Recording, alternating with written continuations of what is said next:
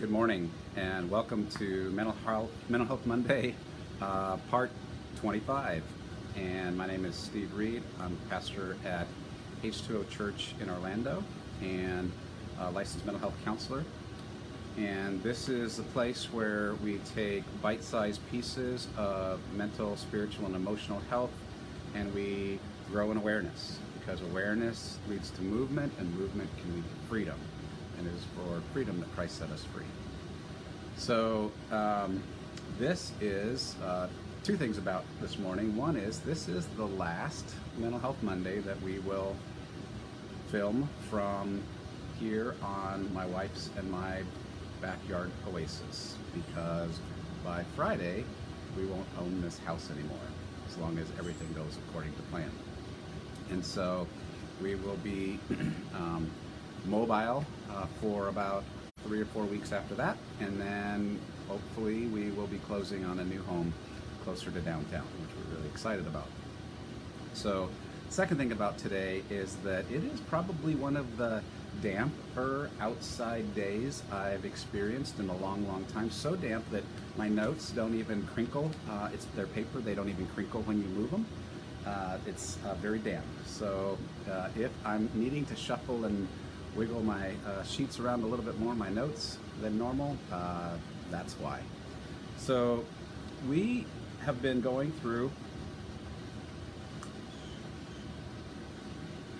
piece by piece building an understanding of why it's important to move into story, engage in our story. And so I just wanted to take a moment and kind of stitch some of the pieces together. We started off with looking at Daniel Taylor, who is an author and speaker, and he says we live in stories the way a fish lives in water, breathing them in and out, buoyed up by them, taking from them our sustenance, but rarely conscious of this element in which we exist. And so in one sense, he's saying we can actually be ignorant of what our stories are. Dr. Lissa Rankin says telling our story and having it witnessed with loving attention by others who care may be the most powerful medicine on earth. So we're looking at why do we want to move into this, because it is perhaps some of the most powerful medicine on earth. Last week we invited Dan Allender to walk us through some of the harder pieces of our stories. And this is where it starts to be challenging, right? He invites us to linger longer than we prefer to in those hard moments, the moments where we felt shame, anger, intensity of fear. He says shame is one of evil's most effective weapons to silence us and shut us down. It is where he divides our hearts most effectively from God, from others, and even from ourselves. And today we're going to be turning the corner and looking at not just why we should go into story, but how going into our stories becomes a healing process for us. And for that, we're going to invite Adam Young to walk us through some things. Adam Young is a licensed social worker. He's got an MDiv, and he has a podcast that is amazing that is called The Place We Find Ourselves. In that podcast, he will dig deep into story, what about story, why, and helping others share their stories. It's great.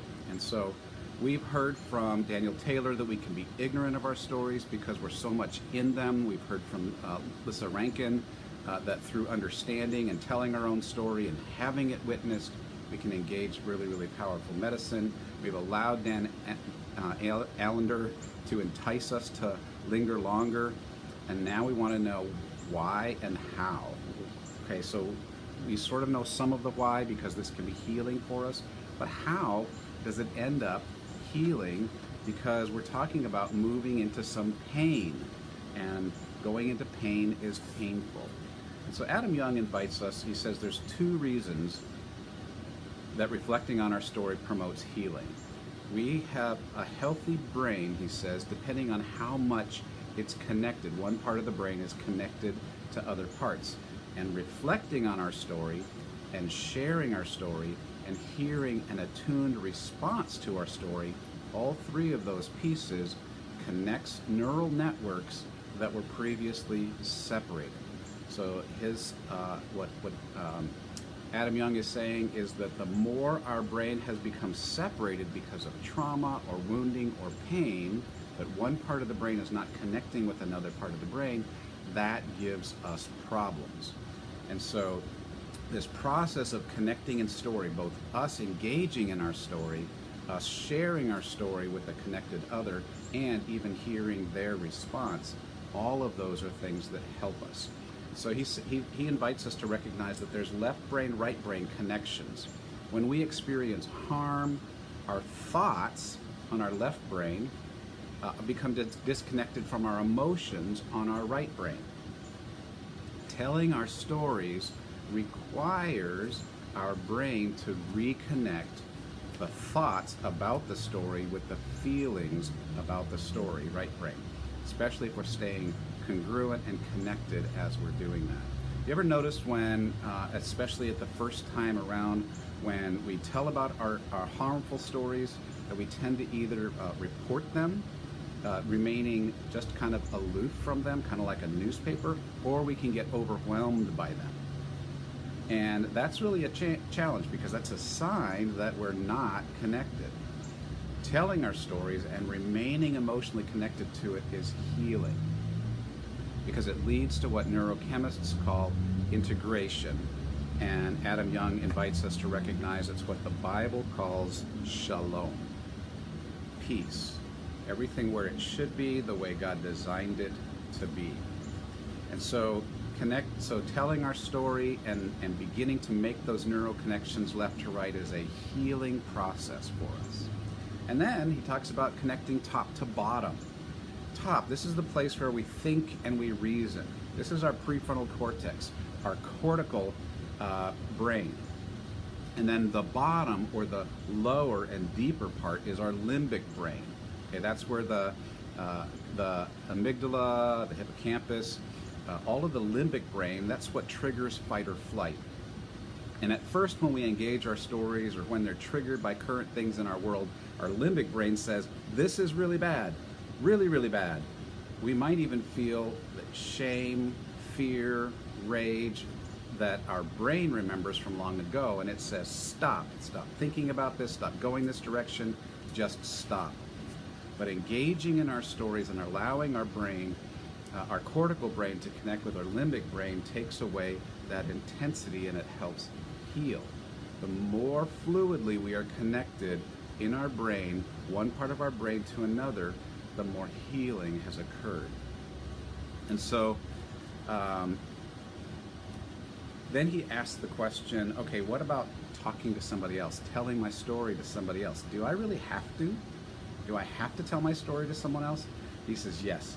Telling our story in the presence of another person who is, as Dan Allender calls it, a qualified story listener, two things happen that are healing. The first thing is that the other person's limbic brain helps regulate our limbic brain. It's soothing and calming as we hear somebody else walk alongside our brain in its experience. It actually calms us. And in that more calm place, in that place of soothing, our cortical brain, our prefrontal cortex, can connect and link to our limbic brain, reestablishing some of those neural connections that have been severed because of either trauma or wounding or hurt. An attuned listener actually changes our brain as we share our story with them. New neural pathways are developed that help us self-regulate, and then even in future times when I might begin to become overwhelmed by shame, fear, or rage, I'm able to self-regulate. So not only is it healing in those pieces of our story, but it's really, really helpful for us as we engage other challenging things moving forward. So we've been looking at our snapshots. We've been a little bit of homework. We've been taking a look at some Polaroid moments. And in those Polaroid moments, we wanted to Notice times, moments in our life's story, our brain's story, that seem like they have a significant message to us. And so we've started assembling some Polaroid moments, and we've asked ourselves, what's the message of the moment to me? And we've started exploring themes right towards the end of last time, and invited us to start looking at themes. And that theme might be like a group of 3 of those Polaroid moments, or more than that, might all have kind of the same message and might be telling me something about me. Moments I felt small, moments I felt powerful, moments I felt shame.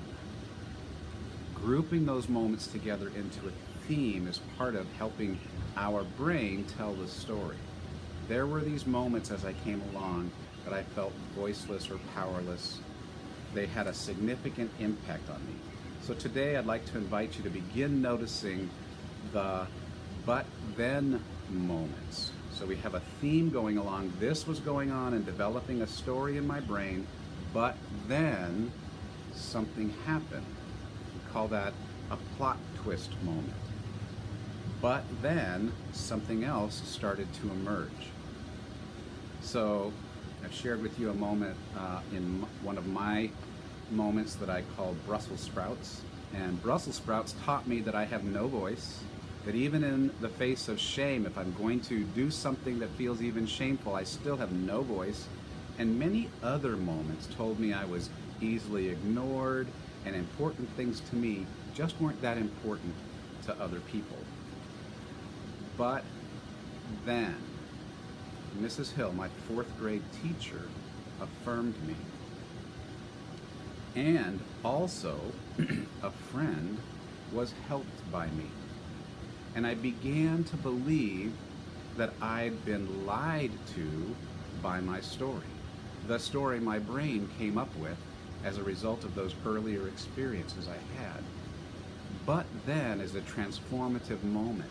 And that's what we're looking for in these Polaroid moments. We want to understand the message and the theme, and we want to look for the but then. I actually do matter. I can make a difference. That's what that but then moment, set of moments, taught me.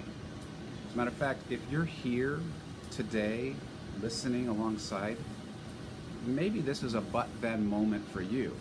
I was hurting and I wasn't sure it could ever change, but then I started on a path of engaging my story so I could share it with somebody else and start a healing process. Those but then moments are so powerful, and most of the time we discover that a but then moment is a moment that includes somebody else who has tuned into our story. It may be a person, it may be the Lord. A but then moment that communicates something significantly different about me than my story had been communicating up to that time. So this week, as you look at your Polaroid moments and have assembled them into some themes, notice how they weave together, and look for some of those but then moments that are a plot twist. I was moving this way, but then I was led in a different direction. And so I hope that this is a help to you, as it's a help to me. I look forward to, at different times, you getting a chance to share your story, the themes, and those but then moments with me as well. So have a great week. Take care.